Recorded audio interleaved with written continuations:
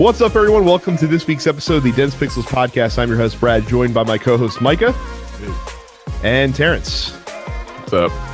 Both of you were ill.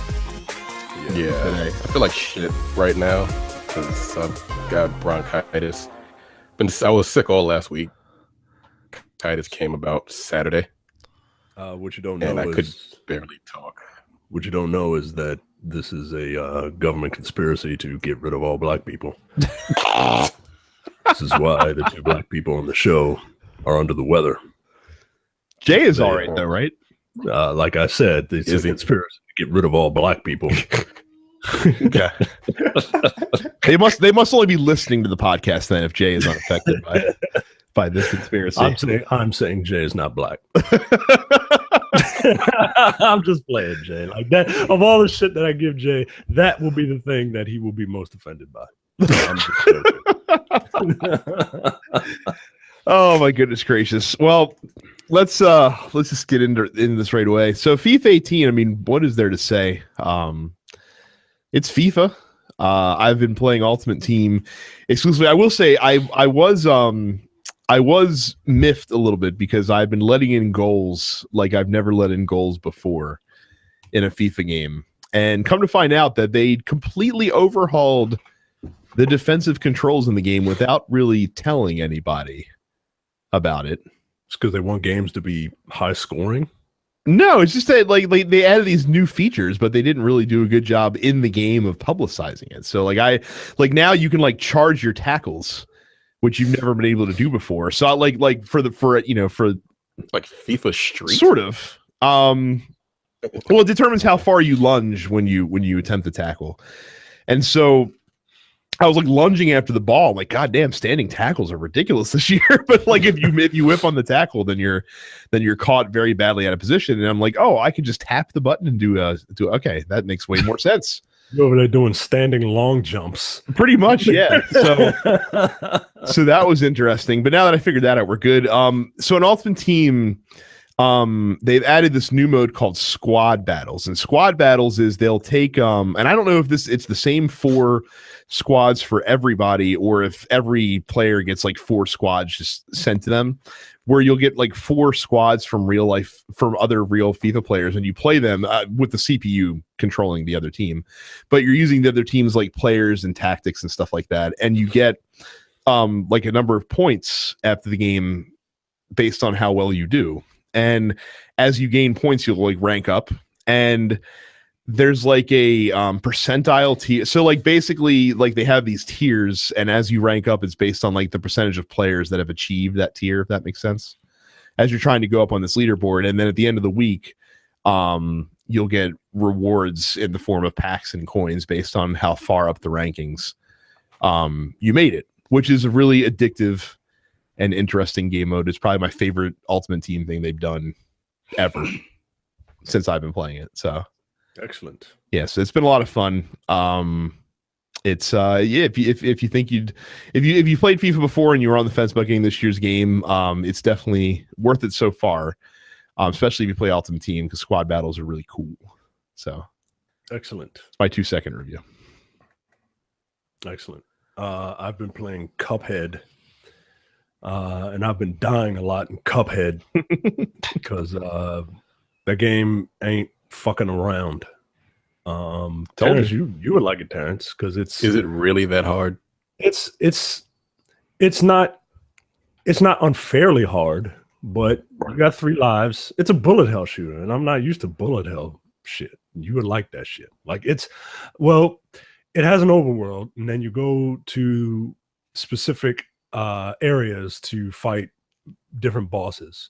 One area is a specific like bullet hell type boss battle where it's like everything is coming at you and you need to kill the boss while avoid dying. 1 hit kills you. You have 3 lives, and that's it. No checkpoints. And the other one is like Contra style. You move from left to right, shooting everything that moves. If you get hit, you lose 1 of your lives. You have 3 lives. If you die, that's it. Like in the game, when you die, it gives you a little line graph of how close you were to the end. Now start over. I saw that. Yeah, I saw a couple people, like some Let's Plays. And the interesting thing about the Let's Plays, I guess these dudes are like young, because he's like, oh, I decided to play Cuphead. They gave me a copy of it. They gave me a controller, blah, blah, blah, yada, yada, yada. It's like, I've never played a game like this. I'm like, Yo, see, nigga, what? This is what the Like, fuck come on, yo. Like, get the fuck out of here. Like, I've been playing games like that for like 30 years. Right. Well, They're not, there's nothing unique about it outside of the art style. Right. Which is So which is one of the things that drew me to it, right? Like, right. It's a very, very pretty game. It's I've never seen a game look like this ever. And if you're gonna do an indie game, like, have a sense of style about it. You know what I mean?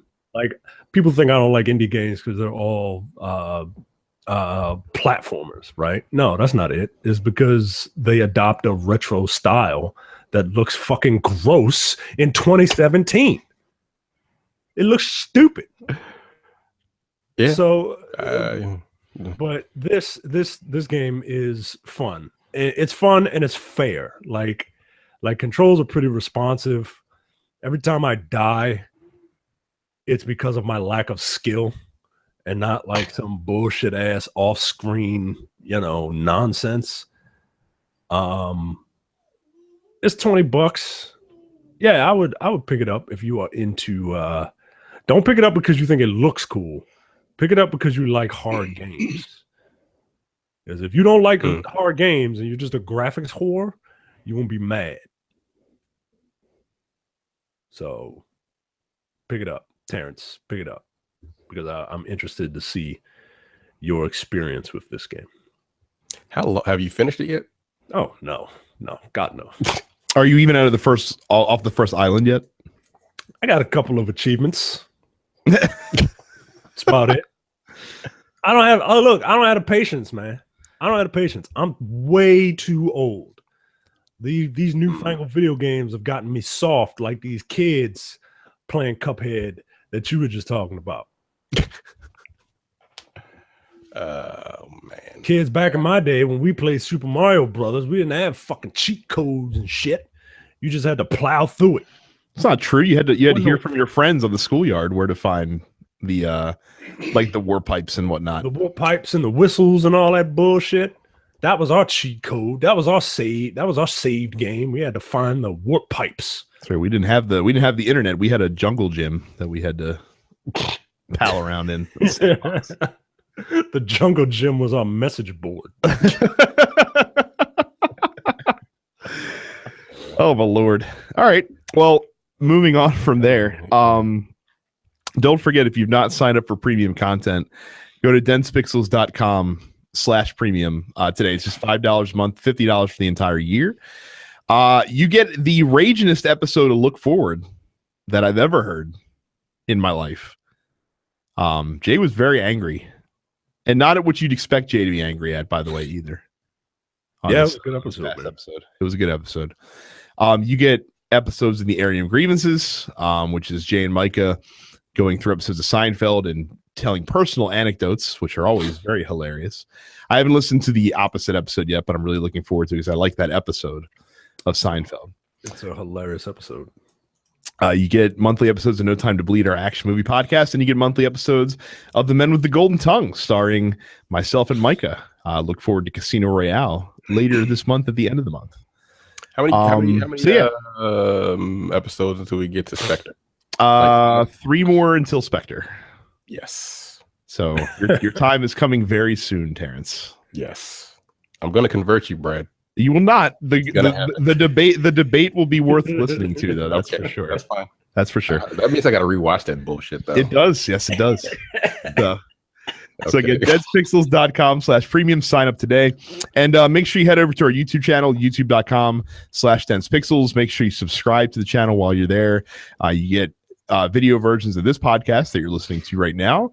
You get whatever Let's Plays that we put up. Terrence, I need to get you exporting some of your Marvel vs. Capcom gameplay and a lot more. Why are you not good right now? Online? No, fucking terrible. That game is really hard. I saw you the other day juggling people with that shield. That was practice. Training mode. That was practice. That was training. Like I'm trying to figure out these combos with Captain America. It's different, man. It's really like my fingers. I can't do that shit. I can't. It's hard. So again, YouTube fucking cheap ass Thor. Fuck that nigga. Yeah. Every move has like armor on it. It's ridiculous, but whatever.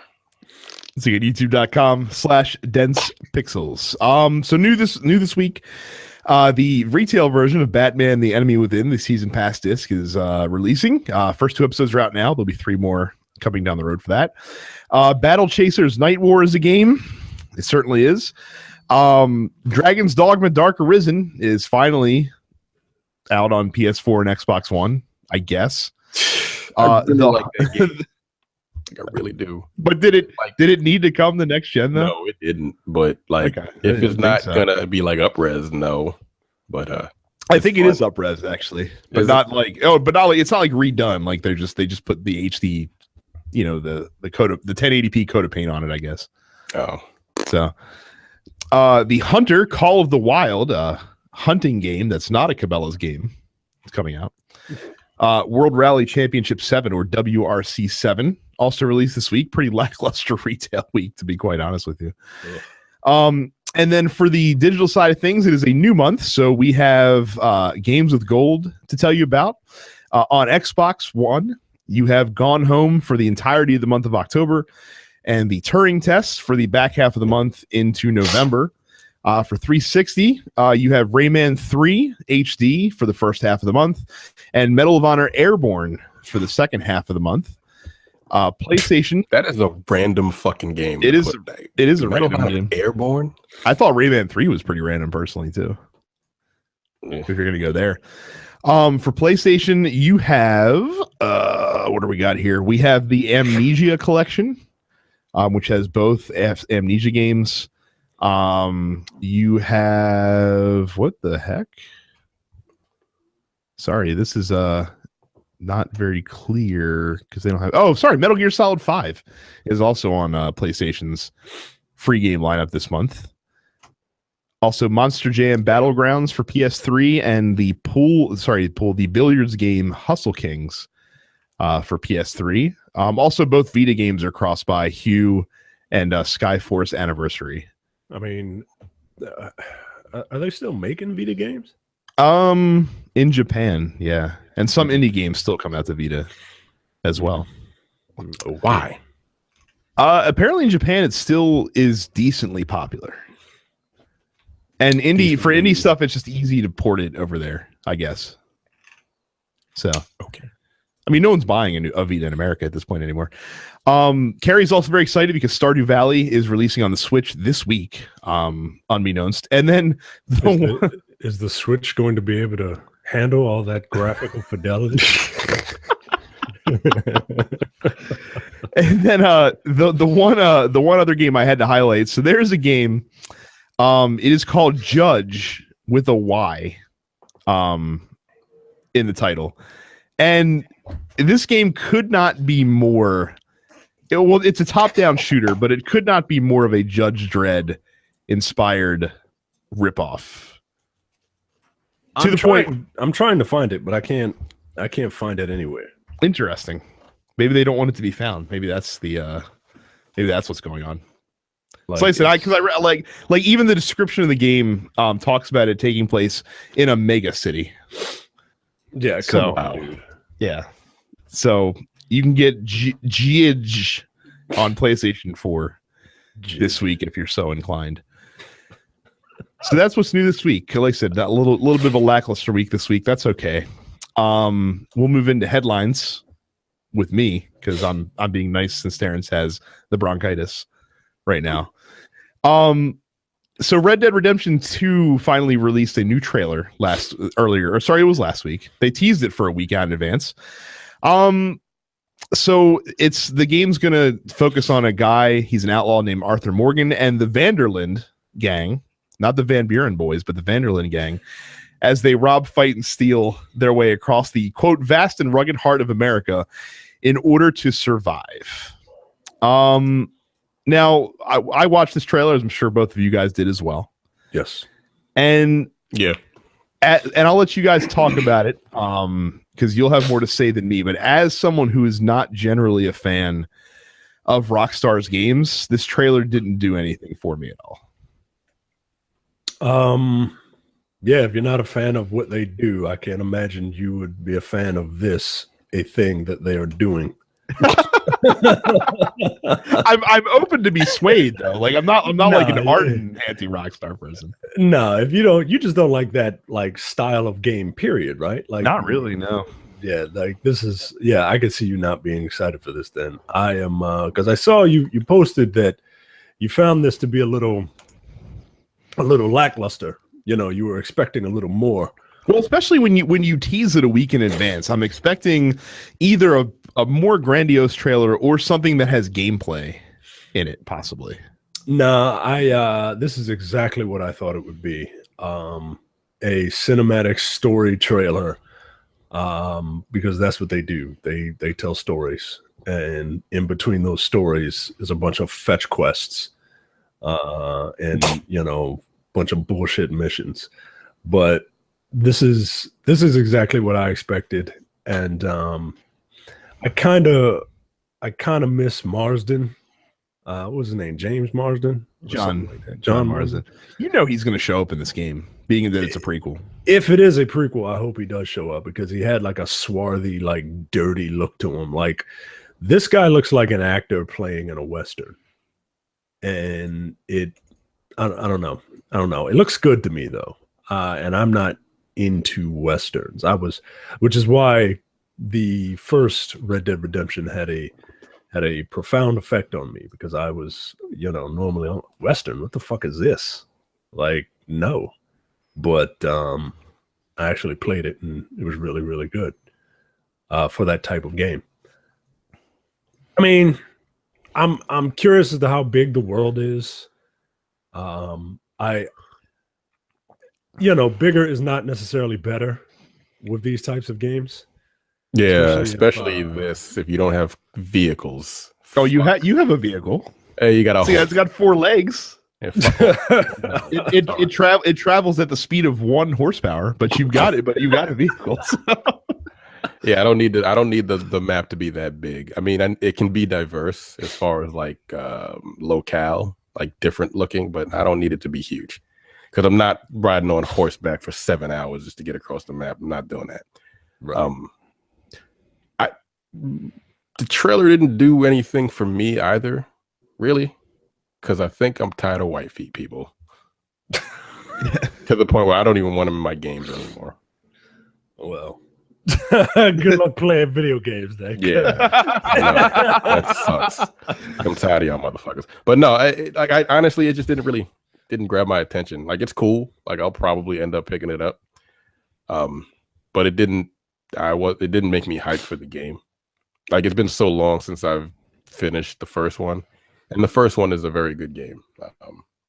One of the best games. That's how I felt like if you're excited for the game, then you were just excited to get a morsel of information, and if you weren't excited for it, this didn't really do anything to draw you in.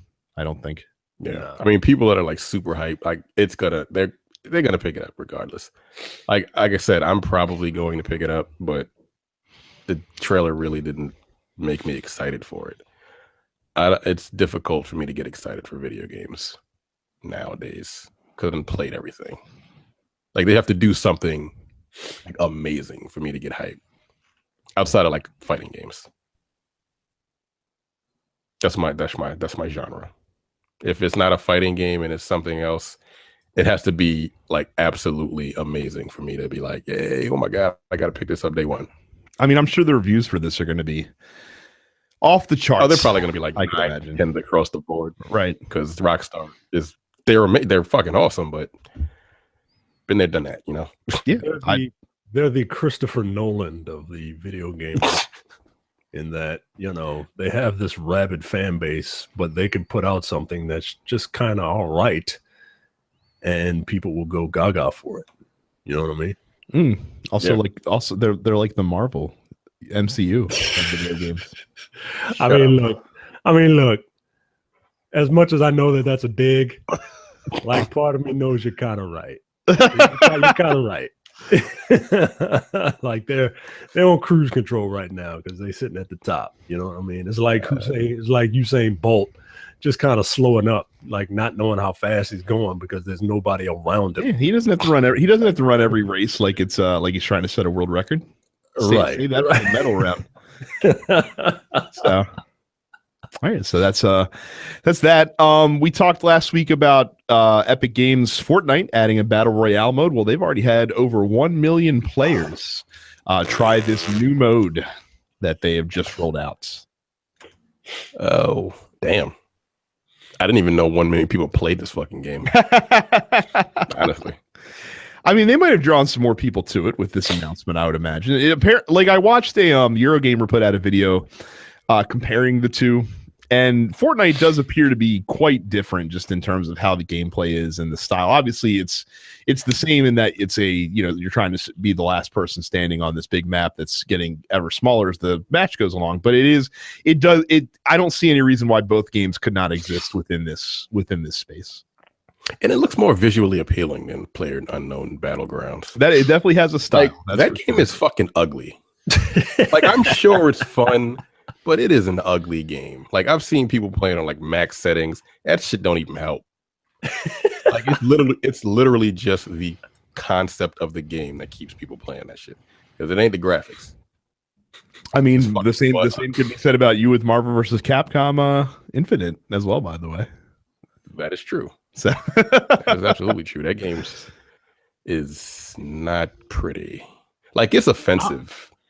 The step back they took with the fucking graphics. Are you still offended by it? Like, I'm over it. Yeah, I'm used to it now, but it's still slightly offensive how bad. Like, how do you go from 3, which looks like comic book characters, to this, which I don't know what the fuck they were going for, like a more realistic look / ugly.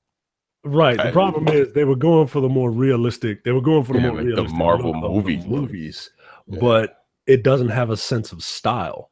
Not at all. Either. Like, it's just everybody looks like fucking cheaply made action figures. Yeah.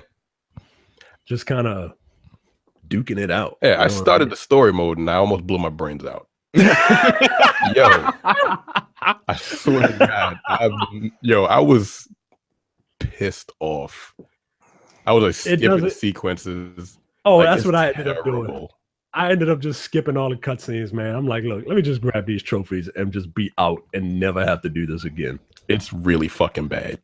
Like, it's horrible. Like, they just wasted money on that shit, on voice actors and everything. Like, it's that bad. Like, I literally was like, yo, fuck this. I turned the game off. And they're the same voice actors from the third game. And the same voice actors, the same guy who does English Ryu is doing English Ryu in this. Yo, Ryu looks like he's got an affliction. Ryu looks like he's constantly like constipated, like Hulk, Hadouken. Like, everything about that game is terrible except the gameplay. Yo, Jesus Christ, I don't. Ugh.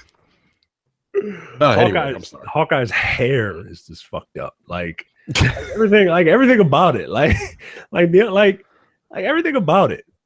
You would think the Spider-Man would be all right because he's in like a full body costume, but no, like his proportions are fucking off. Like he looks like fucking Neville. Like he's got like Neville proportions. He's like huge. He's just like super short, but he's like a fucking beast. I'm like, what the fuck? It's so bizarre. That game is fucking weird, man. Just a Fortnite fucking game. Yeah, I forgot about it. Yeah, 1 million people play Fortnite. That's cool. I'm sorry. It's tangents. Like I said, people know what this is. You know what this is.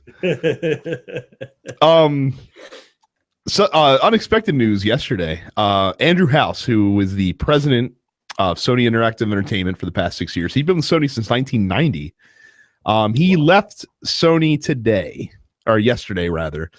He's going to be replaced by John Cadera, who is currently Sony Interactive Entertainment's deputy president. And and he's been with Sony for a long time as well. But yeah, so according to the statement from Andrew House is quote, PlayStation has been a huge part of my life for more than 20 years, but with the business having achieved record-breaking success, now seemed to be the right time for me to pursue new challenges.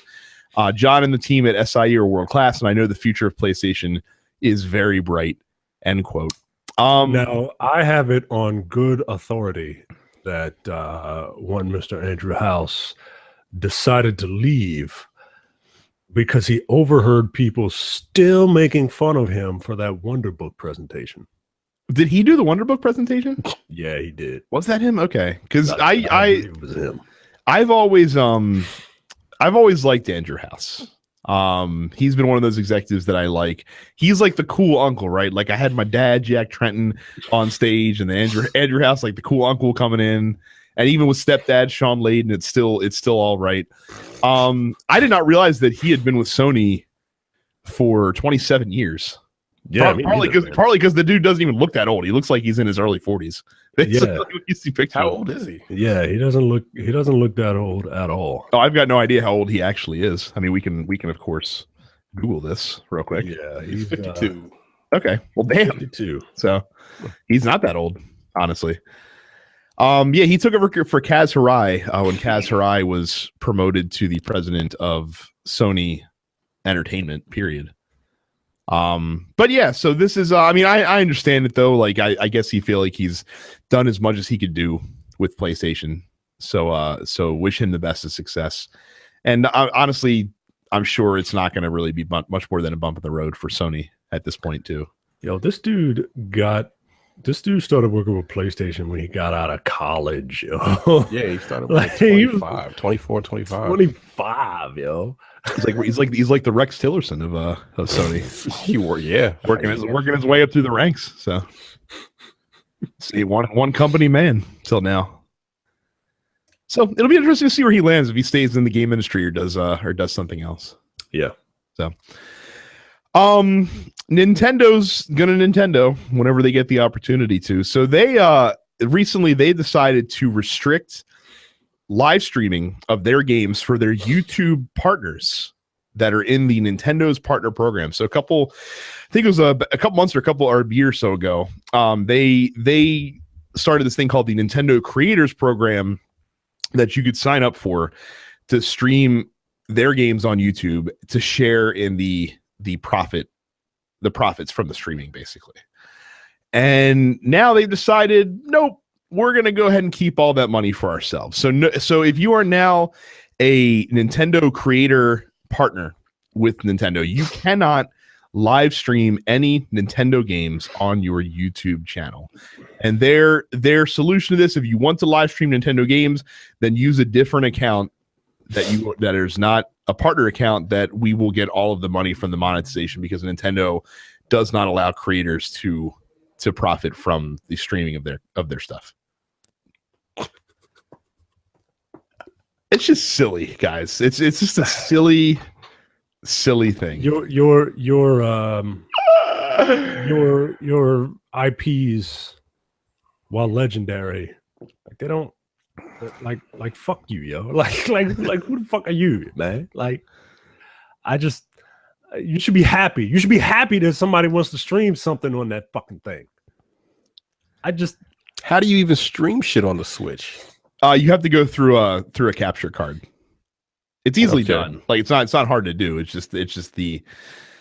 I feel like it's a little difficult to set that up. No, right? It's really not. It really is not difficult. You don't have to. But you have to legit want to do it. Like it's not like oh, okay, let me just hop on Twitch real quick and see what's up. Let people watch me play Marvel vs. Capcom. Like, nah, yo. Like you have to go there with the express purpose of doing that shit. It doesn't affect me any, so I don't give a fuck. No, it doesn't affect any of us right now. It's just that some petty ass niggas, yo. Like, really, like, how much money were the people making off of streaming your fucking games anyway? Is the question. What was the percentage of money going to the creators and then the money going to Nintendo? So the previous basically it's 70% went to the channels and 60% for videos. That doesn't make any sense. What? It looks like creators were getting at least 60% of the advertising revenue, and 40 was going to Nintendo. Revenue share 70% for the channels and 60% for the videos. That sounds like Nintendo math to me. Like, it doesn't make sense. So like the live stream was 70%, and like the videos when people like did the replays. I guess channels would be considered like live streaming, and then videos would just be any videos that you posted, like produced videos basically that you put up that had Nintendo stuff in it. Okay, that's the only thing I could figure the differences between the two. So I think Nintendo thinks that there are 130 percentage points out of a total. Who's in accounting over there? Scott Steiner? Damn it, I can't laugh because it hurts. It's just it's bizarre. Is it a Japanese thing, or is it? I don't know. Nintendo? Is that streaming revenue really that integral to your bottom line that you need to go this petty route? Is it really? Because you know what's going to happen. Like, all that's going to happen now is content creators that are monetizing their YouTube channels be like, all right, guess I'm not streaming Nintendo games anymore.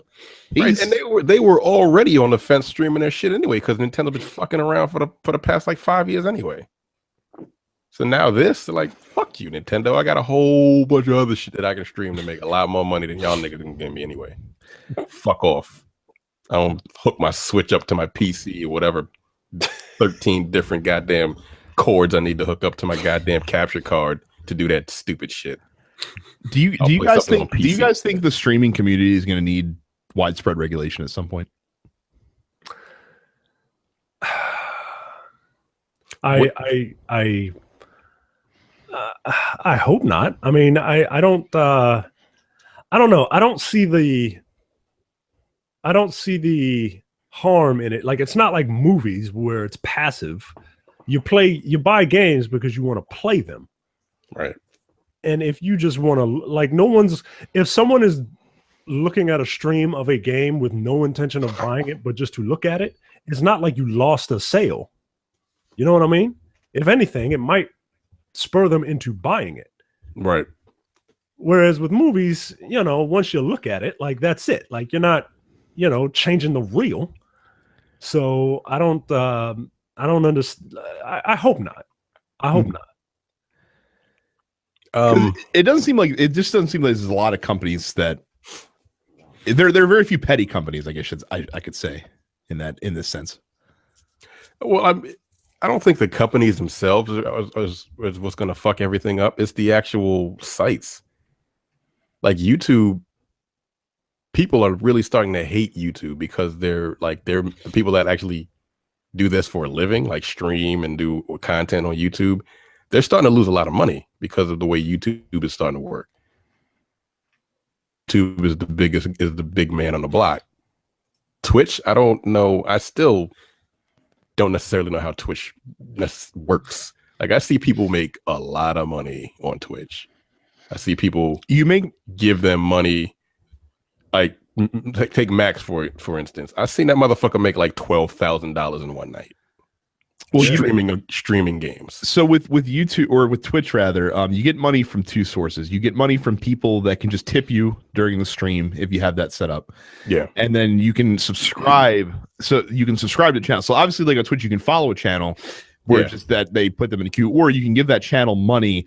And typically most channels, it's treated sort of like a Patreon thing, where most channels will give exclusive perks to people that subscribe to the channel. Yeah, and I've seen that. But if you're like really popular, you can make quite a bit of coin. Oh, sure. and that's the thing that's bizarre about YouTube, is that you would think that here is Twitch, which is already like established as the number one source for video game streaming. And that's Amazon now, right? Yeah, and right, Amazon owns it. So like you would think that if you're Google, that you would want to be a major player in that space, and making all these measures. And it's not just in video games that's being cracked down as well. I mean, we're feeling that a little bit too. Not we have nearly a little that much. snippet of fucking music that might be somebody that might be someone else's. Like, now we're not making money off of the music, my nigga. Like, come on. So it's ridiculous.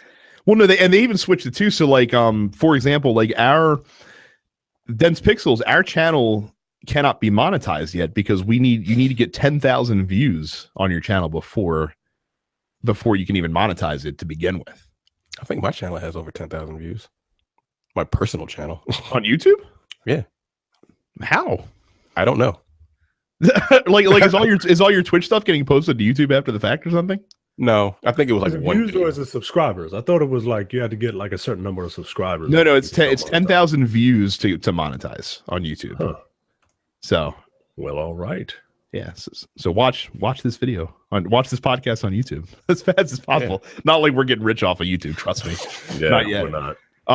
We're doing this in our offices, in our homes. we ain't getting paid. But yeah, Nintendo has never. It's like they're allergic to being just as successful. They're like, oh, it's going too well. We got to do something to fuck this up, guys. Let's see how we can piss people off today. Yeah, I would never want like Nintendo with me if we were like caught red-handed on something, right? Because it's like, all right, just be cool, man. Just be cool. Be cool, right? Just chill. And they can't just chill, man. They can't be cool. You can't be cool, yo. You always gotta fucking be a narc. Like, don't be a fucking narc, Nintendo. Like, all right, yeah, you don't smoke, fine, whatever. Just let these dudes smoke, man. Don't try to tell them the health risks and all that shit. All right, man. Look, these people want to, they want to show off your shit, man. Like, well, actually, you owe me $0.25 every second that you show my game. So, like, just be cool, man. Just be cool. Nintendo, you ain't cool, man. You're chilly. Chilly ain't never been cool. How can you see how many views your channel has? It's in the stats section somewhere. We'll talk about that offline. So, but yeah, Nintendo, stop fucking up. You're having a good year. Don't fuck it up. The last story in headlines. This is a little annoying for me personally. So there's a new PlayStation VR headset that's coming in a couple of weeks, coming out October 14th. So Sony has done a good thing. And so the original PlayStation VR, the pass-through box that you have to, so basically you plug the HDMI from your PS4 into this separate box, and then you go run HDMI from that box into the TV. And it's basically like an external processing unit for the VR headset. On the first model, you could not output in 1080p. Or sorry, so not in 1080p. You could output in 4K HDR through the pass-through box. It was limited to 1080p. And if you wanted to go back to 4K HDR, if you had a 4K TV, you had to unplug it and plug your HDMI cable back in your television directly from your PS4. Basically, it made it a pain in the ass because anytime you wanted to get out the VR, typically you had to hook everything up, which is fucking annoying. Yeah. So now they're coming out with a new model, and this new streamlined model of the PlayStation VR does do HDR pass-through on the external box. Also has a streamlined headset cable that's a little bit thinner because the regular cable that comes with it's kind of thick. The headphone jack, instead of being in line and in front of you running up to your ears, is actually in the back of the headset. Also kind of cool. And it comes with wraparound earbuds instead of the traditional earbuds that the PlayStation VR comes with. This is all fine and good. A hardware refresh is not a bad thing. I'm annoyed though that because they changed the cable that comes with the VR headset, existing VR owners cannot just buy the new pass-through box. They would have to get a whole new VR headset kit. And that's really dumb. Oh, good Lord. So this is a Japanese thing then. Japanese companies just like to fuck you over, right? It's just not cool. Like, that's ridiculous. And I just checked how many views my channel has. 93,674. Good Lord. From what? Like, what video did you post on there that has so many views? There was a Black Power Ranger dance video. It was viewed like 92,000 times. Viral sensation that we didn't know about is happening underneath your nose. Yeah, that's funny. Almost 100,000 views on my channel. That's funny. Ridiculous. Anyway, yeah, Black Power Ranger video over to Dense Pixels YouTube channel. Right. Right away. Yeah, just I mean, again, and I get doing it, and that's fine, but it kind of shits on early adopters. And look, early adopters exist to get shit on. I mean, that's part of early adopting you're the guinea pig. Right, you're the guinea pig, and you know that you're going to be possibly stuck with some crap hardware that might come out later, and that's understandable. But it's just like I said, I've had the PlayStation VR a couple of weeks. I've used it one time, and it's because part of the reason that I don't want to do it is because I don't feel like hooking everything up. I wish I could just plug in the headset and go. Yeah, I would never use it. I would just be I don't know. Maybe I'm just lazy. Oh, it's okay. That's it. Because it's too much. It's too much work for something that I don't think is. I mean, I've never used one, so I have no idea what it's like. But I don't know. It seems like the juice isn't worth the squeeze. You know what I mean? Yeah, I just don't feel like sitting in looking like an idiot. Like I've seen it. Like Resident Evil 7 in VR looks really fucking fun. Like it does, but I just don't. It's too much work, and got to sit around, and people like to fuck with you, and you can't see outside your surroundings. No, because my wife likes to try and scare me and shit. Nah, that's one of the things we try to scare each other. And if I got that shit on my head playing Resident Evil of all things, she's gonna come up behind me and fucking try to scare me, and then I'm just gonna react, and then somebody's gonna have to go to the hospital, and then I'm gonna be thrown in jail because no one will believe this cockamamie story. Right. I was playing with my virtual reality headset. What were you virtually doing? Punching women? You bastard! Like, no, not at all. God damn it! Virtual reality spouse. In case you guys are wondering, that background noise, my son has invaded my recording studio. Yeah, snap! I have no idea where my wife is. He was usually the goalie for these situations. So, Micah, there was a new mechanic that wasn't really addressed in game, and she wasn't able to grab him as the goalie. So I'm going to let Micah do the Amazon read while I figure out what's going on with my son real quick. So I'll be back. Micah, take it away. Visit www.densepixels.com/Amazon for all of your Amazon purchasing needs. When you go to www.densepixels.com/Amazon, you will be able to purchase anything you want from Amazon like you normally do, but you help us out by giving us 4 cents on the dollar. That's it. Not even a nickel. You can rub 4 pennies together and give them to us by going to www.densepixels.com/Amazon. Never mind that we can see what you buy. We don't see you, we just see what was purchased. So go to www.densepixels.com/Amazon and help your favorite podcast out. Yeah, I'm broke. That's right. Terrence is broke. So go to www.densepixels.com/Amazon and you will help us out by giving us money that we never see because our producer is embezzling.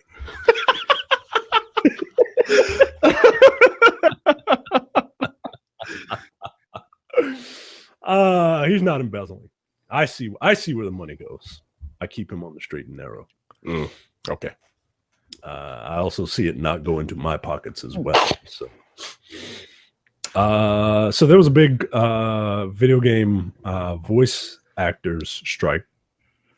SAG-AFTRA, which stands for Screen Actors Guild, American Federation of Television and Radio Artists, is the voice actors union for, a lot of things, including voice acting.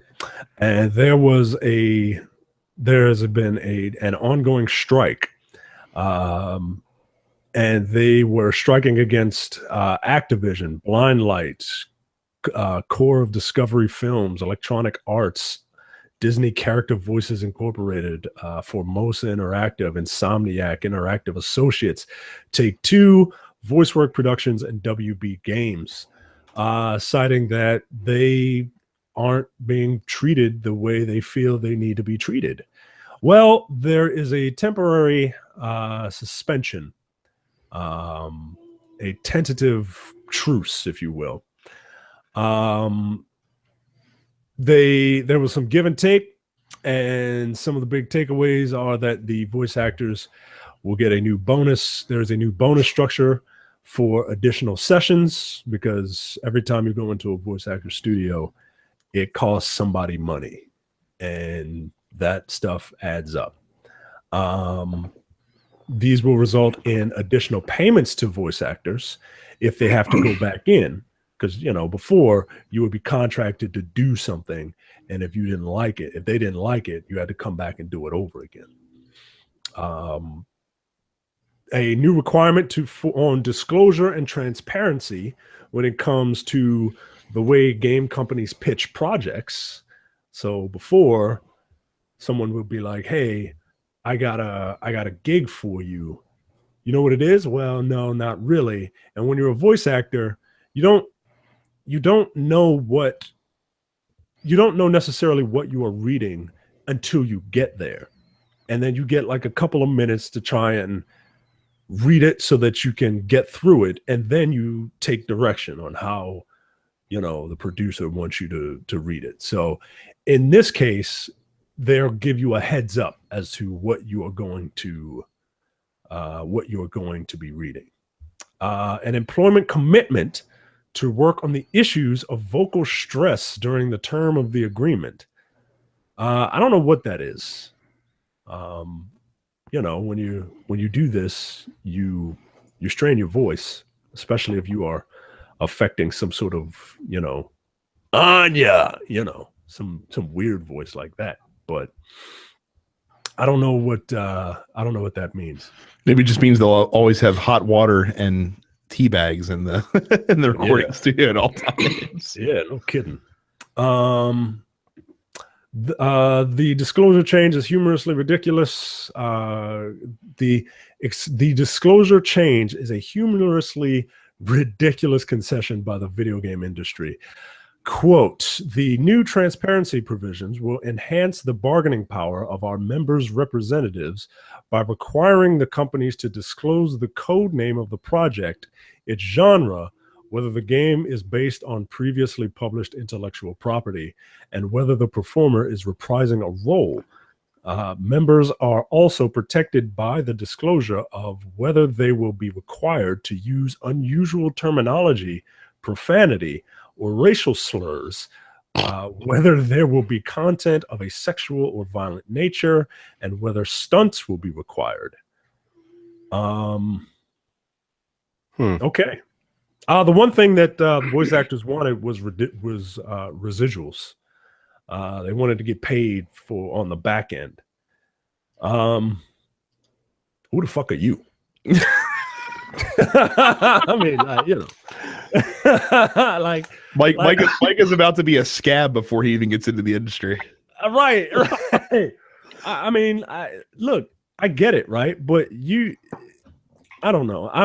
I'm just like I'm in the zygote stage of this voice acting thing that I'm doing. So I don't know how it is, but looking at it from a different perspective. I don't see, like, you're not Captain America. You know what I mean? Like, you're not Chris Evans.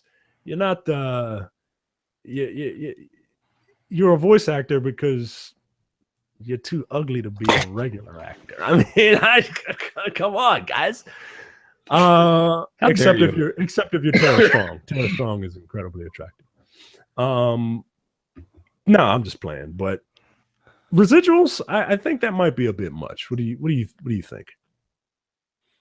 I mean, I think that was the big ask that they probably knew they weren't going to get. But you're like, hey, we might as well try. And then they have something to relinquish in the negotiations, right? Yeah. That's just collective bargaining, or labor agreement bargaining 101, I would think. Yeah. Which is fine. Yeah, I thought residuals was a little bit much myself. Like, look, you just said some words. Granted, you did them better than some other people could do it, but right. But they don't you didn't write the script. You just said it. Right. Do actors get residuals for movies? Only Robert Downey Jr. is the only one in that whole Marvel line that's getting them. Right. The top stars get residuals, but that's about it. Right. And he only did that because Marvel didn't know this thing was going to take off. So he was just like, all right, look, you want me? I want to he George Lucased it? Yeah. Yes, that's exactly what happened. He George Lucased it. That's exactly what happened. For those that don't know, George Lucas took a major pay cut when he was doing Star Wars and said, look, I don't mind taking a pay cut, but I want the residuals and I want the toys. They were like, whatever, nerd. Fine. And now look at him.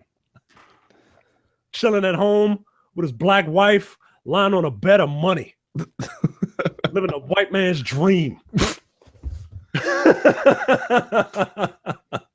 He's a god to nerds, sleeping on a pile of money, and quite the humanitarian. And he's a nice guy. Of course he is. He's a fucking nerd. Well, no, not nowadays. He's an old school nerd. Old school nerds are nice. New school nerds, they're fucking bastards, man. Yeah, a bunch of psychos. Yeah. So, do you think the voice actors made out well here, considering?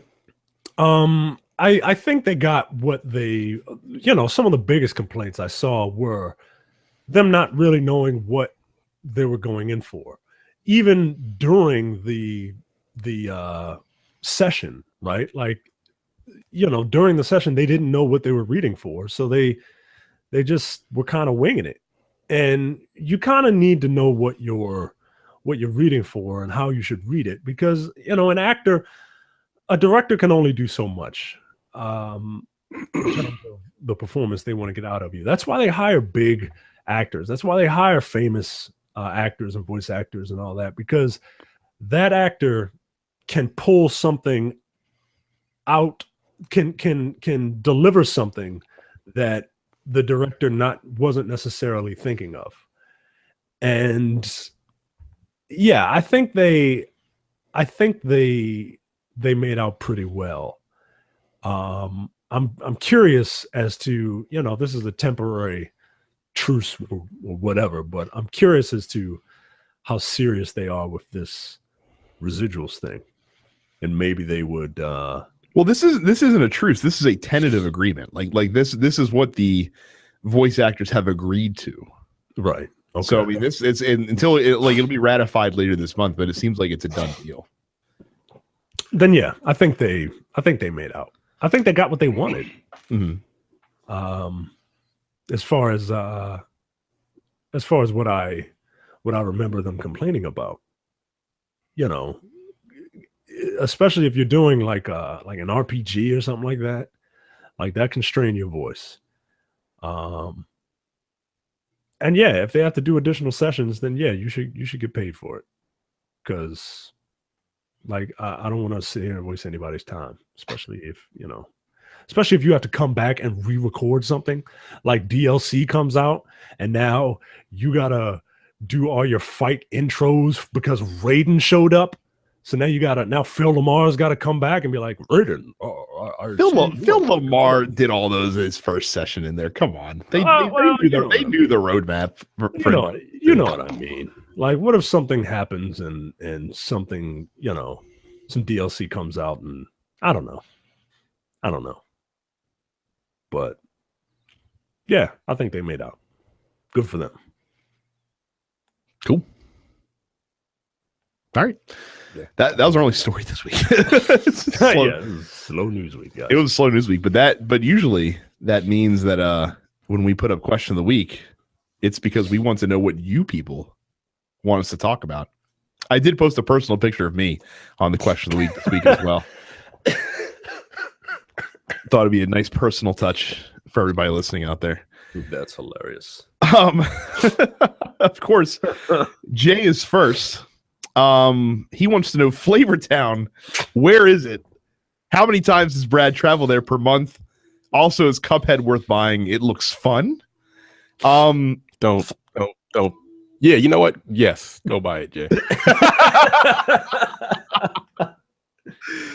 Yeah, if you weren't scared off by Micah's impressions earlier in the show, then go for it.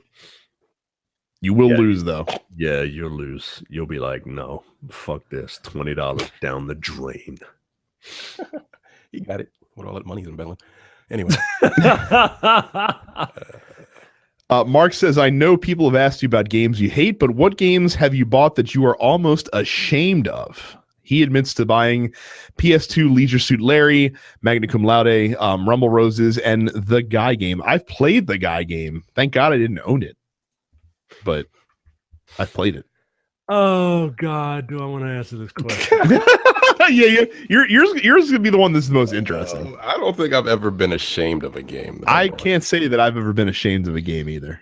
Yeah. That I've purchased. Anything? Let me think. I mean, there are games that I have deeply regretted buying, but that's not the same. That's not the same as being like shamed that I bought it. Devil May Cry 2. I deeply regretted buying that game.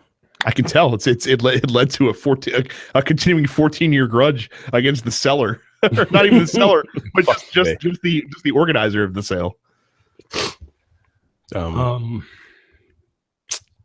We're waiting. Oh, all right. I didn't know if you were I don't have anything. I really don't. Oh shit! All right, I'm not a pervert. Look. Fuck y'all in advance. Don't fucking judge me. Oh, it's too late for that. I'm not the only person on my friends list that has this game. And go to hell. I bought. You spoke of it last week, Brad. No, you did not buy that Senran Kagura game. No, you didn't. What? I don't even know what you're talking about. It looks. Look. Don't judge me. You see, I didn't put it up on what I've been playing. Oh my God. Yeah, I've been playing that. Yeah, me and Devon, we've been playing that game. And yo, nigga, what the fuck is this show? It's a water gun game, guys. It's a water gun game. With it's like Splatoon with boobs, guys. Micah, porn is free on the internet. You don't have to spend $70 to get this. You have no idea how embarrassing it is to have that game. Do you appear offline whenever you go to play it? Yes, I do. I appear offline. I appear offline, and I hide the trophies. Oh my God! Trophy counts. So I hide the trophies and the little text at the start that tells you a little activity log. I hide all that shit. I hide it. Because I don't want you to know that I've been in intimacy mode, squirting these girls with fucking water while they're in bikinis. Fuck y'all. It's actually a pretty fun game. I don't believe you. I don't believe you. Oh my lord. Fantastic. Yo, come on. Why? I'm looking at the because it's a fun game. That's why. Is it fun? Is it really? What would you, out of 10, what would you give it? We don't do out of 10. Okay. Out of 5. I would give it a 3.5. It's more fun than you think it is. Okay. God damn it, Mark. Wow. That was fantastic. Justin says favorite 2D 8-bit indie platformer released this year. Go. Whoa. Mike, I know that's a long list for you. How to make Micah go pare it down. Have I played a new 2D 8-bit indie platformer this year? I don't have an answer for you. I'm still looking at this Senran Kagura game, and I am deeply disturbed by the fact that you bought this game. What are you, 15? What the fuck is... I don't even... Okay, you know what? I'm turning this off. This is upsetting me. To answer Justin's question, it's not a platform. I gotta learn how to lie on these podcasts. No, you're not very good at it. Just wait, I'm not lying. I legitimately don't remember a game that I. There was probably one game on like Dreamcast. It was you played some chick and she was like bleed or something like that. I don't remember. I forgot. But anyway, continue. It's not a platformer, but the only 8-bit art style game that I can even recall playing this year was Undertale, and I like that a lot. So, Hillbleed is the game. I don't think I've played one, and I haven't played any like new ones, 8-bit 2D because. Oh, you played Stardew Valley? Does that count? Or it's not really a platform? It's not a platformer. It's not a platformer. You played Terraria. And I don't think it was released this year. That wasn't released this year. Oh, it wasn't? No. That game's like 2 years old. That game is really fun though. But that's not this year. There's nothing this year, honestly. I haven't played a lot of new shit this year. I don't think I played anything this year. Steven asks, any further thoughts on Warframe? I've been at it a little while and can't get over how well it looks and plays for a free-to-play game. Terrence, you'd be the guy to ask this. Have you even really played it since you talked about it last? No, didn't. There you go. I know a guy who put down Destiny to play Warframe.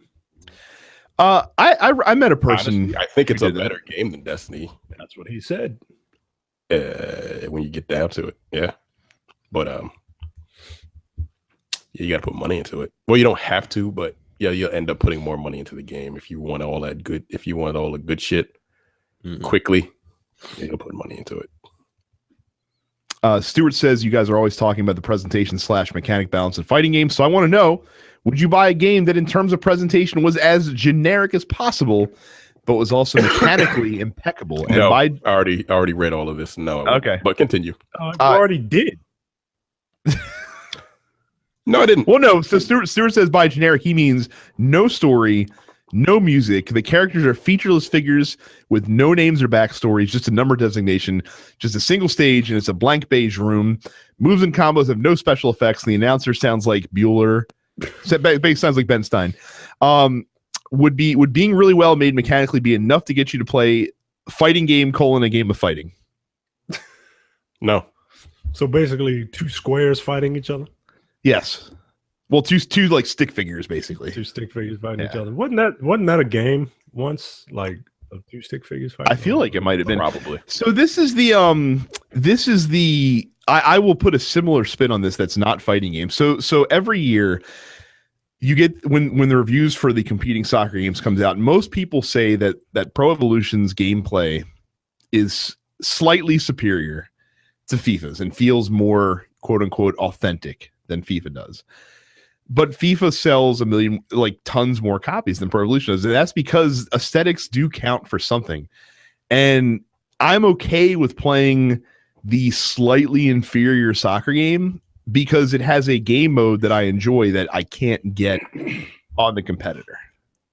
And FIFA also has all the licensing and stuff like that Pro Evolution does not have, so I'm not playing with Manchester Red, instead of Manchester United. Manchester Delta. Yeah. So, but yeah, so like I said, I think it's like gameplay is the most important thing, but you do have to have something else besides that. And to suggest otherwise would be ridiculous. It's just that like Marvel vs. Capcom or Marvel vs. Capcom Infinite, I guess for you two is like the bottom, presentation / graphics that you'll be willing to accept. And that's the thing, man. Like it's a full featured game. It just looks bad. Whereas Street Fighter looks good, but it lacks features. I don't know what the fuck is wrong with them, man. Like, what are they doing over there? I don't know, man. I don't know. And no, I would not just play a fighting game, a game of fighting. I don't need like backstory and all that, but I need cool looking characters. Mm-hmm. Somebody's got to. I need at least for my characters to do some cool looking shit. Like, yeah. Nah. Trey asks, why does the universe not want a Bayonetta 3 and a Bayonetta 1 HD remaster? There's a rumor that they won't be remasters, but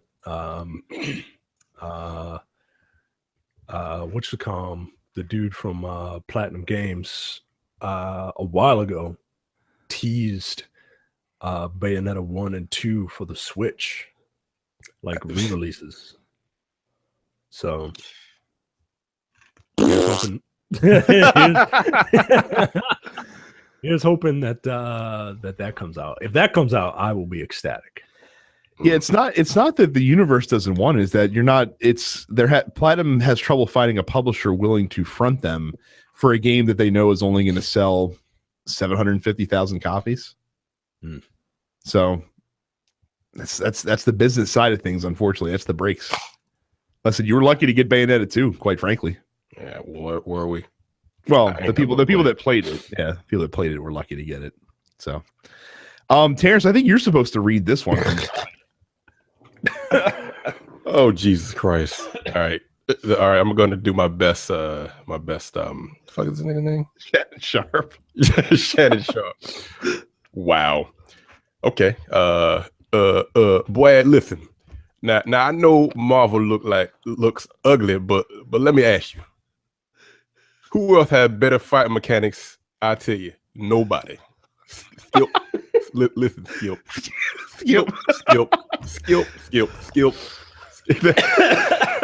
That video is funny as shit. I have to tell you that when I first saw this image, I thought for sure that somebody had photoshopped the black and mild into his mouth, and it's not. It's real. How did this even come about? I don't have a clue. I need to see a clue, but like that nigga's a national treasure. Oh my god, I love Shannon. Really is. He's fucking great. I always have loved Shannon Sharp. Oh my lord. Skip. Oh, lit. Christ. Oh. Leopoldo says, I'm pretty sure if you're a certain age, you played an album or mixtape during a video game session. What was usually playing in the background for you guys, and where some of your favorite and what were some of your favorite pairings? For some reason, he would always pair Desert Strike for Genesis with Ready to Die from Biggie. I don't remember doing this. I used to do it. I used to play Wu-Tang in the background.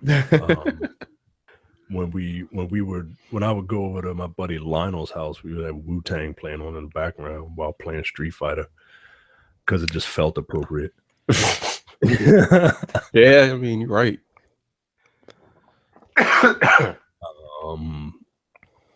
Any other games? Like I do it now, but I do it with podcasts. I know. Yeah, I listen to podcasts now. Yeah, when I'm just zoning with Destiny or something. So yeah, because that's what happens when you get of a certain age and then another age, like when you get older. I was never a music guy when playing games. I always like to listen to the game itself. Yeah. I can't think of, like, I used to listen to a lot of, I guess when I went over to my friend's house, when I used to play Madden, He had a lot of Wu-Tang. He was a fucking Wu-Tang fanatic. Method Man. Yeah, but I didn't do it personally, no. No, I didn't. So Johnny comes back. He says, Brad, your best Alex Jones impersonation. Tell us why you hate Enzo Amore. Well, listen, you might think that I wouldn't like Enzo Amore. It's a braggart. It runs around. Cruiserweight champion. But listen, think of all the great Cruiserweight champions of all time. Rey Mysterio, Eddie Guerrero. What do they all have in common? Foreigners. So I, for one, I don't hate Enzo Amore. I'm happy he's bringing the Cruiserweight title back to America. He took it from a foreigner. Foreigner coming over here stealing jobs, stealing championships from other Americans. I don't care if he's white. Doesn't matter.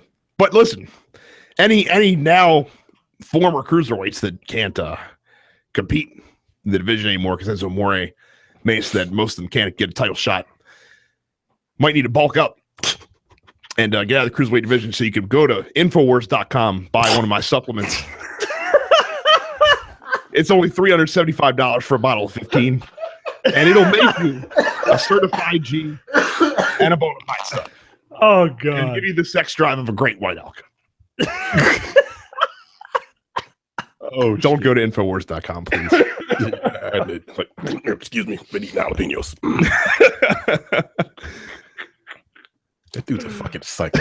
He really is. He's fun to make fun of, but fuck that guy. In all seriousness, fuck him. Malcolm says, I guess talk about the inclusion of video games and wrestlers. First Kenny Omega and Woods at CEO, and now Bailey is going to be at the Nintendo World Championships. Nintendo, really? Nintendo event. Malcolm, you've been liking shit. I mean, it's cool. Like anything to cross promote is smart business all the way around, right? Yeah. I don't. Plus, I mean, I can't speak for Kenny Omega and Bailey, but right, you know Woods is legit. So yeah, he seems like he's a fan. I mean, he's got his own fucking video game YouTube show.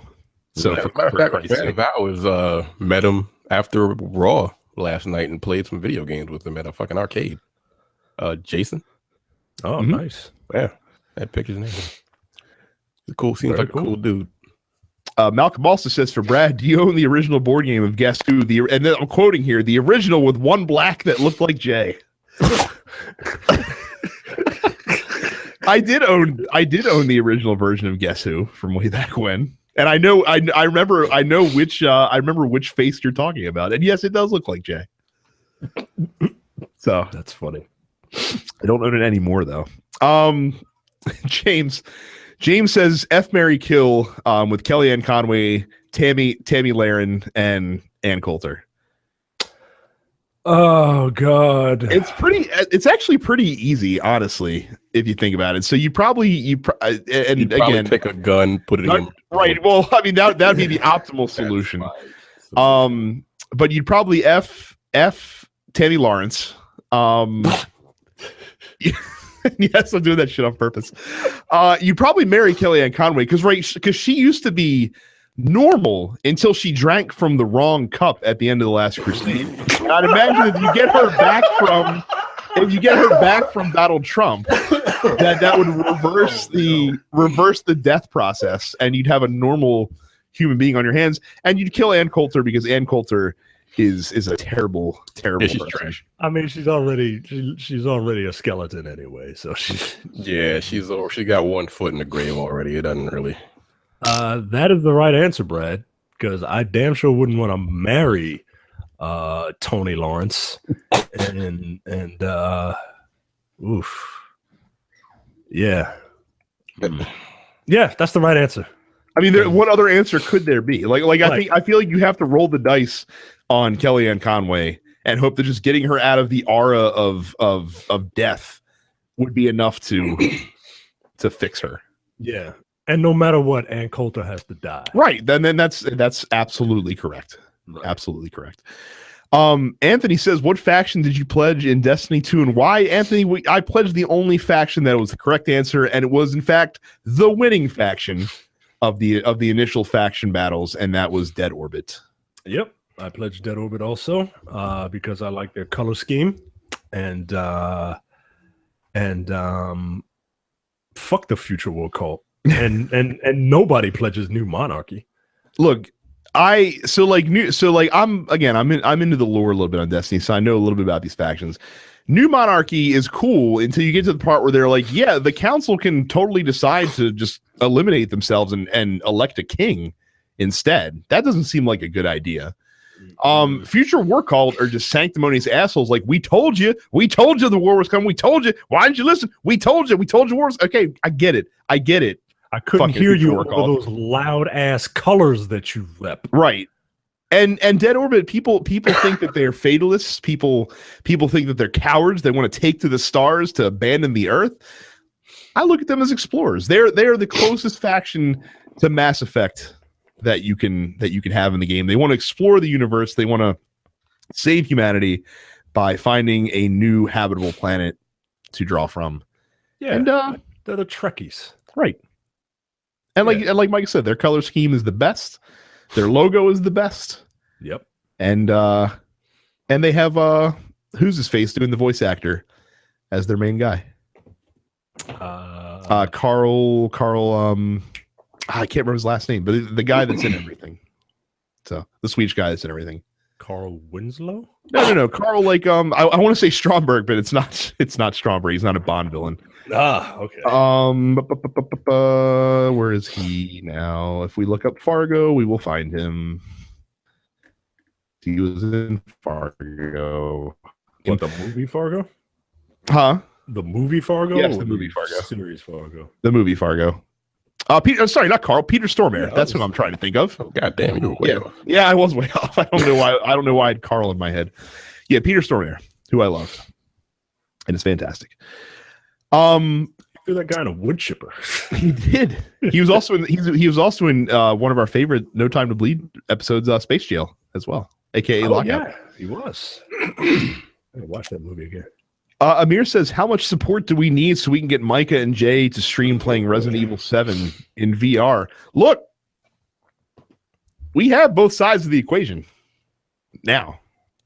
Because Micah has Resident Evil 7. Did you buy Resident Evil 7? No, I did not. Oh, fuck that. What?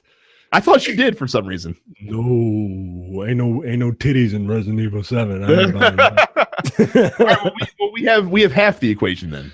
Because we have the PlayStation VR. Yeah. Did you see the DLC coming out for Resident Evil 7 with Chris? I didn't bother. Chris Redfield? Yeah. Chris Thumbneck Redfield? Yeah, he looks slightly different in this one. Huh. All right, I'll have to check it out. He doesn't look like his head doesn't look like a thumb with a fucking face print on it. No, he doesn't look like Mama June. Actually, she lost a lot of weight. Lost a lot of weight. Yeah, it's him. He's in like a cave or something, like a mine or some shit. I don't know. It's free. It's free DLC. I think all the DLC is free. Some shit like that. Oh, that's not true. No, you gotta pay for that shit, buddy. Oh no. Well, that DLC. Well, if you have a copy of the game, that DLC is free. Okay. I know they really paid DLC. So. Okay. I don't know how much support we need. I will guarantee this. If we get to 500 paid subscribers, I will make Jay and Micah do this for your entertainment. Tell you what, if you do that, yeah, all right, I'll do it. 500 paid subscribers. So there you go. Randy says, should I move to PS4? Because my Xbox has really just become a media box. The only game I played recently is Cuphead, and I really want to play Everybody's Golf because all the battles my brother and I used to have when we were younger. Should you move to PS4? I mean, I think if there's a compelling, like obviously it seems like there are games that you want to play. My rule of thumb is, and look, I'm Sony fanboy, and I don't make any bones about that. But my rule of thumb is go where your peoples are. Like if you know a bunch of people that you would be playing with on PS4, then yeah, get a PS4 because you're gonna want to. If you're gonna play online, you're gonna want to play with friends. Yeah. That's why I bought fucking Marvel vs. Capcom Infinite on PlayStation 4. Yeah. There you go. So, James says the one game that you have started but never finished, but have always wanted to go back and finish and never have. How long you got? That's like the story of my life, basically. The one game? That's a lot. Mine is Kingdoms of Amalur Reckoning. You've never finished Kingdoms of Amalur? I got to the fourth area and put it down because Mass Effect 3 came out, and then I never picked it back up again. I finished that game like 3 times with different characters. But you could basically create your character however the fuck you wanted. So yeah, but what game? I haven't finished Gears of War 4, but I don't think I'm ever going to because fuck that game. Nope. I'll still never forget the 2 you played that on live stream. Just getting fucked up by by those lightning bolts. Yo, yeah, I haven't picked it back up since then. I really haven't. I don't think I have either. Yeah, not even for multiplayer. And I like that series. It's dumb fun. But Micah, what is your the characters suck, man? They do. They're boring. I don't know. There's a ton of games that I don't finish, but there's usually a reason because something more compelling. Obviously, because something more compelling came out. But I don't know. I still haven't finished Persona, so I need to go back and finish that. But that's not like the one game that I got, you know. But it is a game that I really like, and I put like 70 hours into it, and I'm only at like the fifth palace. So I do want to finish it because I actually really, really like it. So that's my answer for right now. Jason says, where would you like to see the next GTA go? Overseas, like in England or Japan, or go back to Vice City or modern version of it? I'll let you guys answer that because I don't have a dog in the race. Where have they been? They've been to New York. They've been to Miami, LA, Miami, New York, LA, Miami, San Francisco, London. London. Oh yeah, they did go to San Francisco. That was GTA 3, right? No, GTA San Andreas. 2. San Francisco? What? San Francisco was San Andreas. Yeah. San Francisco, LA, and Vegas. Yeah. Where would I want to see them go? Washington, DC. I think they could do like a lot of like political scandal-esque nonsense. No, because you wouldn't be able to drive any fucking where. You'd be stuck in traffic the whole goddamn game. You take the metro. That's cool. Get your arm fucking ripped off by a door. No, not DC. That would be a terrible place. But then again, New York also didn't. There were certain boroughs in New York that were fine, but like no, DC's too small. Traffic is trash. Where else? I'll try Chicago. I think Chicago is a cool city from what I hear that doesn't get a lot of love in the video game world. If you were going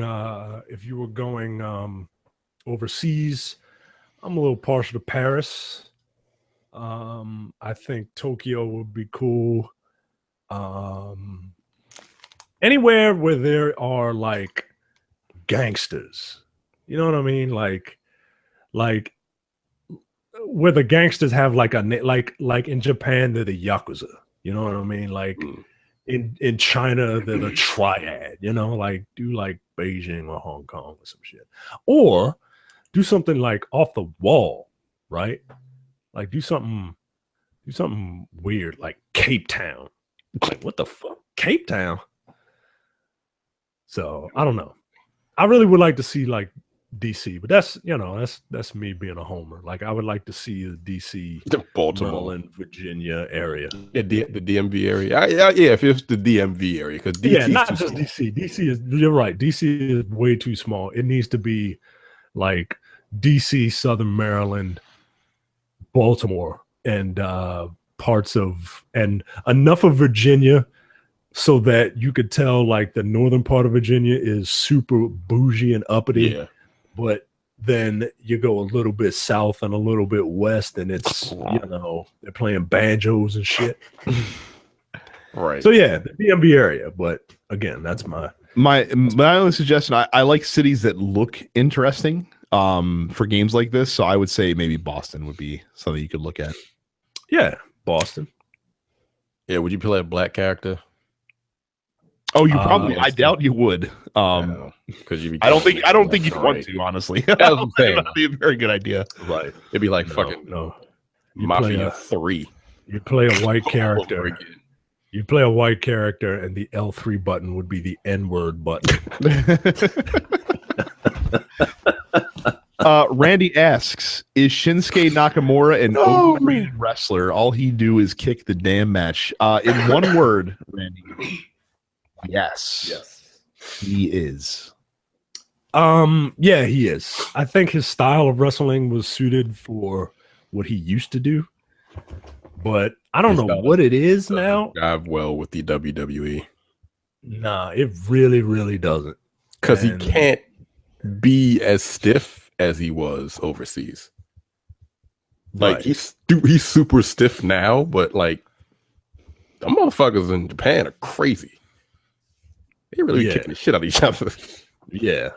Like, I think that he is the guy that in the mainstream has benefited the most from the desire in professional wrestling to shift sort of towards MMA to try to grab as much of that fan base as they can. But he's not really. I mean, they think it is because of the crossover aspect. But I don't think he does the pro wrestling part of it very well. You know what I mean? Like selling and emoting and stuff like that during a match. And there's more there. And there's more to wrestling than just your in-ring work, right? Like that guy needs a manager. I hate to sound like Jinder Mahal, but that guy needs someone to speak for him. And I can't believe I'm just not excited about the WWE Championship. I mean, they've relegated it to like the second or third act on that card, though. Yeah, they're promoting Shane McMahon versus Kevin Owens like it's going to be the main event, and guess what? It's probably going to be. So. The interesting thing about him is his English is way better than it is during when he does interviews on the show. Well, it's because when you talk with a giant fucking mouth guard in your mouth, it's kind of hard to. No, I mean like he can like. He sounds like he doesn't know English when he's in his character. But like I heard him on an interview with Jericho, his English is perfectly fine. Oh, so like, literally. It's just Vince McMahon being Vince McMahon. Fucking racist. Yeah. It's not like it's not great, but like no, he can speak English pretty well. And I'm like, what the fuck? Wait, that's fucking racist. So when is he gonna have his Kofi Kingston moment where all of a sudden like he's just not Japanese anymore? They're like, wait, what the fuck? Weren't you Jamaican? Daniel asks, do you think esports is a fad or does it have its place in the modern age? Esports isn't going anywhere.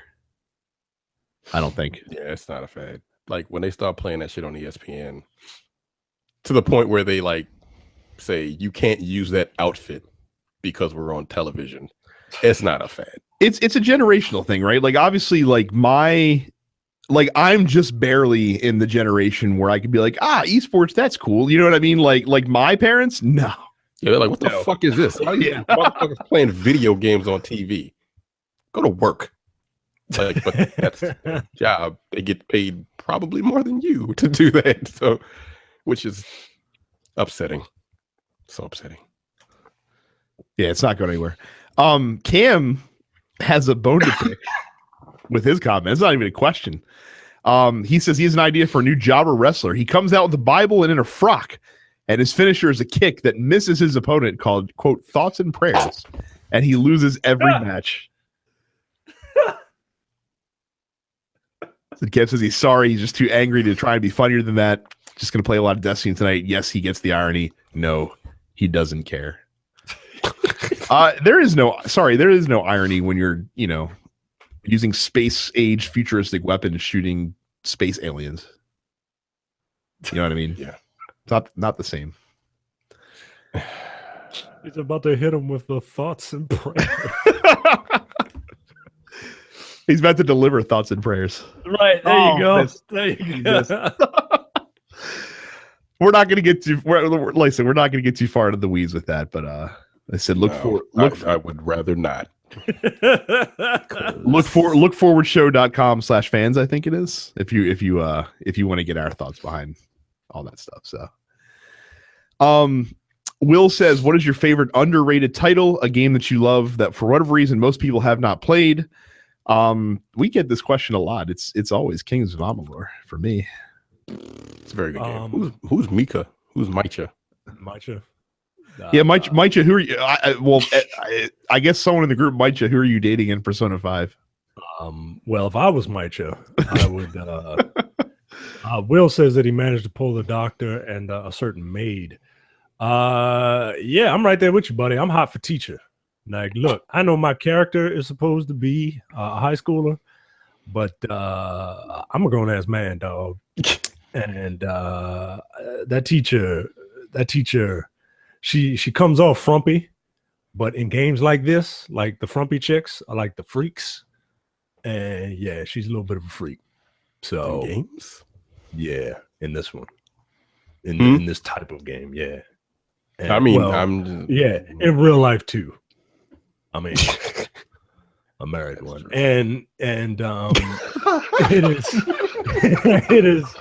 Yeah, I'm hot for teacher, so that's who I'm pulling, and I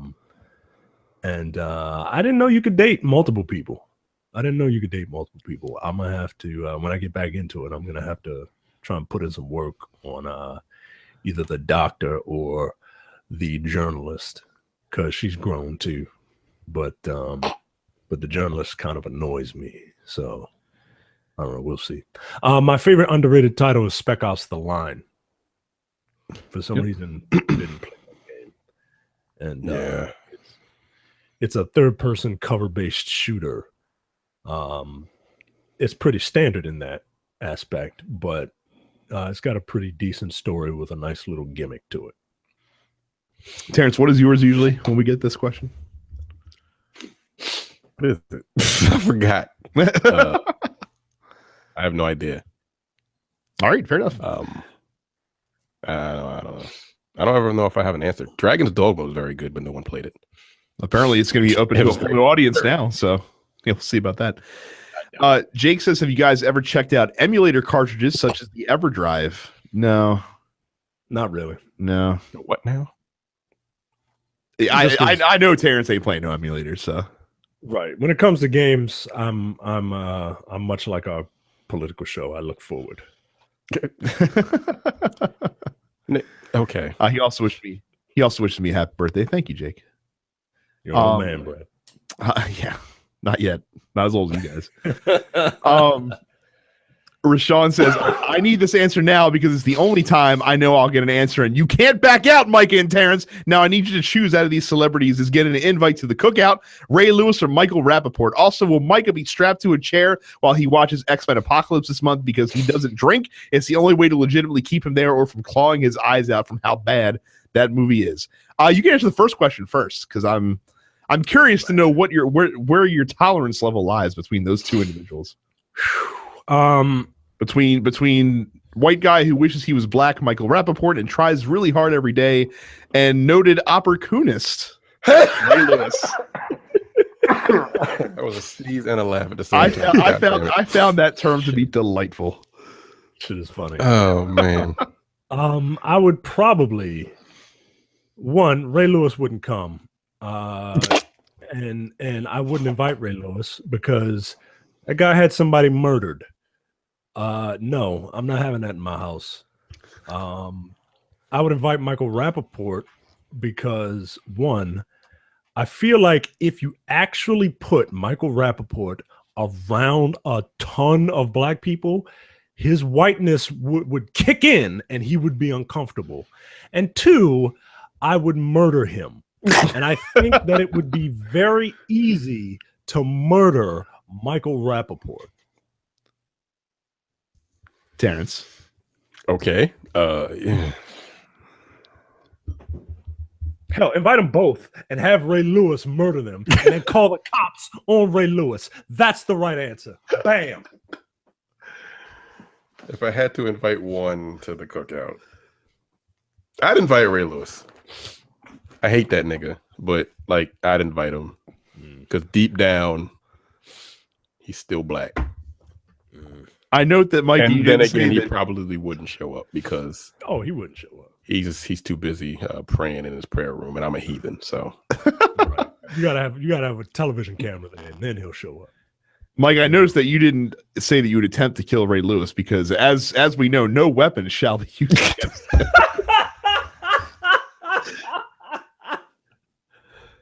No weapon formed against me shall prosper. Like I said, I fucking loved Ray Lewis when he played football, but man alive, I wish he had just gone away afterwards. I hate it when guys ruin themselves. Yeah. I told you, man. I was off of that guy when I saw him mush a kid in the face at a Target. Nigga, you got people. You didn't have to run in and buy the fucking DVD.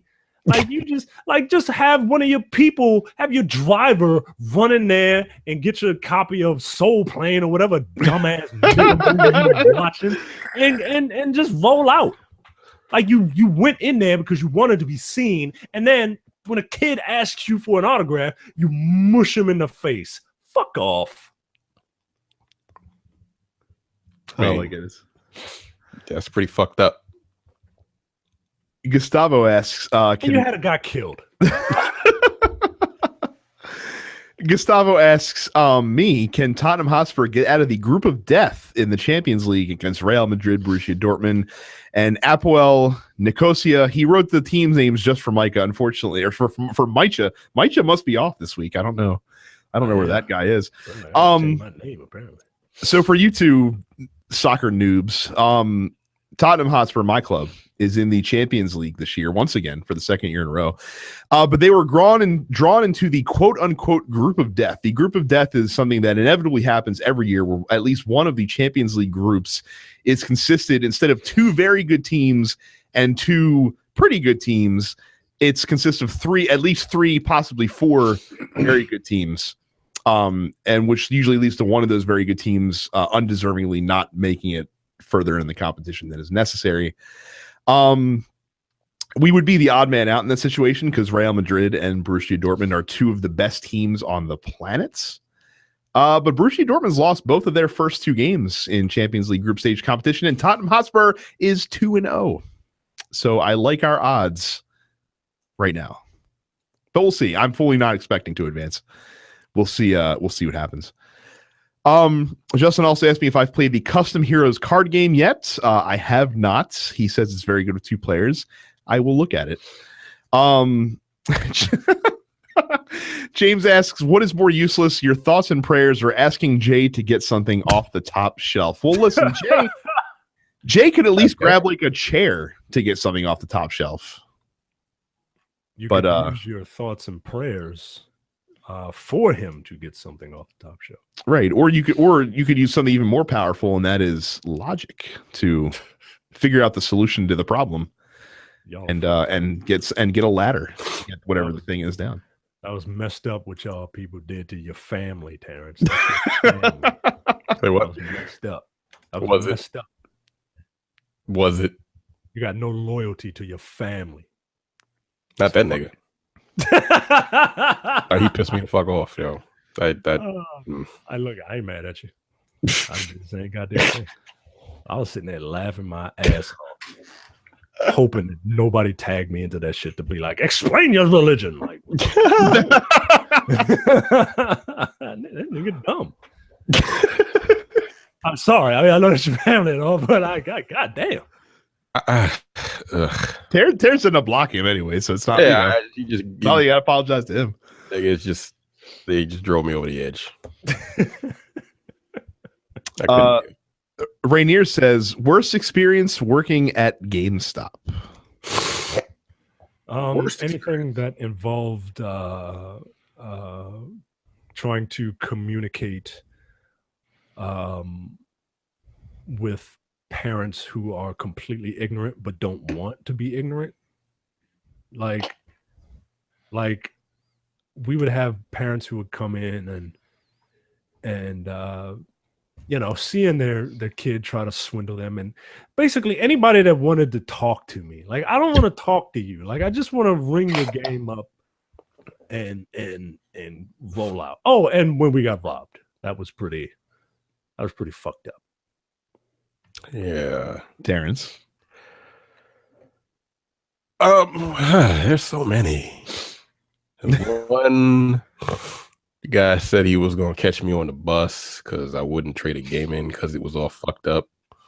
It was the family of people that said they was gonna wait for me to get off of work to beat me up because I wouldn't trade their PlayStation because it didn't work. No, I would have taken it. I would have taken it, but it didn't work. I figured the woman that peed on your car would have been the all-time. No, that wasn't. I didn't. No, that wasn't me. No, that wasn't you. Okay. No, I may have slapped the shit out of her. Really, I may have slapped the shit out of her, like, for real. But no, the family of, like, it was like three boys and their mother.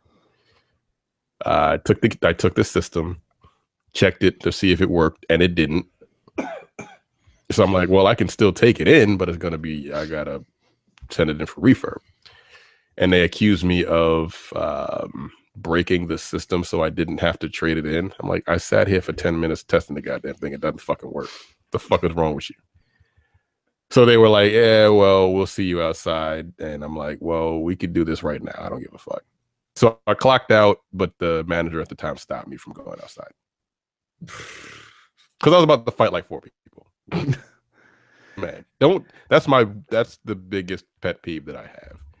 Don't accuse me of something that I did not do, because that is grounds for me punching you in the face instantly.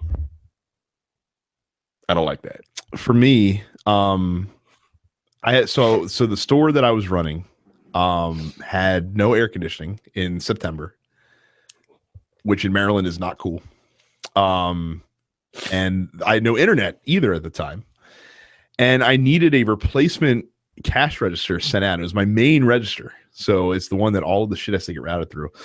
The genius at our help desk, our technical support, with no internet, on dial-up internet, had me hook up this new register, not even though he knew that I had no high-speed internet. And as part of the setup process, the register downloads several images that are used for different screens inside of the operating system. And this took 5 hours to do, that I had to sit on the phone with tech support in no air conditioning, not able to ring any sales, where my business was just shut down in the middle of the day for 5 hours, because that's how long it took to download the number of images that needed to be downloaded through dial-up internet before we could move forward. Was it in dial-up? Why was it on dial-up? Because the high speed was down, and it was a problem not at the store, but rather where the internet was coming into the shopping center. Oh, like, fuck that! I'm leaving. We'll open tomorrow. I'm not doing this shit. I can't work. So that was easily the worst. I'd have left. I might have been fired, but I'd have left. Fuck that. Gregory says Jada Fire. Can you guys help me out with that? My answer is yes. That is a pornographic actress. Ah, there you go. She is apparently Jay's favorite pornographic actress. Apparently, that's his go-to. Yeah, that's literally like Jada Fire. Like, God damn, okay, I mean, I get it. Yeah, look, I ain't mad at you. He comes back and says, can you talk about Grand Theft Auto IV? That shit is hilarious. I remember when I worked at GameStop trying to subtly correct my people. Yeah, man, I used to fuck with people back in the day when they came in and said that shit. You can't be subtle with us, man. Sometimes you just gotta beat us over the head with that. Like, no, dummy. It's 4. People would come in and they would just say, y'all got that IV on the 3. And I would just say to them, What are you No. doing? This isn't a hospital. I don't have IVs here. What are you talking about? Oh shit. Grand Theft Auto IV, I think is like I don't think they were trying to be like hip or cool. Like I legit think Oh no, you are correct. I think it was. I don't know what that Roman numeral is, so I'm just pronouncing it. It can't be 4 because 1 has 1 slash and 2 has 2 slashes and 3 has 3 slashes. So 4 has 4 slashes. Duh. I mean, to be fair, I think like 10 or 12 years ago they did remove Roman numerals from the school curriculum. No. So there's a generation of people running around that don't know what the fuck Roman numerals are. Nah, that so what is did they call it Super Bowl L? Yes, they did. They did. Oh God. Oh man. Yeah. So one of the most brilliant shorthands of its time, and people are just like, I don't understand. It's a letter. And Chris finishes it off. What is the order that you think Shenmue 3, Final Fantasy VII Remake, and Kingdom Hearts 3 will release in? Final Fantasy VII, then Shenmue 111, then Kingdom Hearts 333. In the year 3333. That's coming out. Terrence, what is your predictive order? Oh, let's see. Wow. Well, they did actually have a little teaser for Shenmue 3, so that's still a thing, right?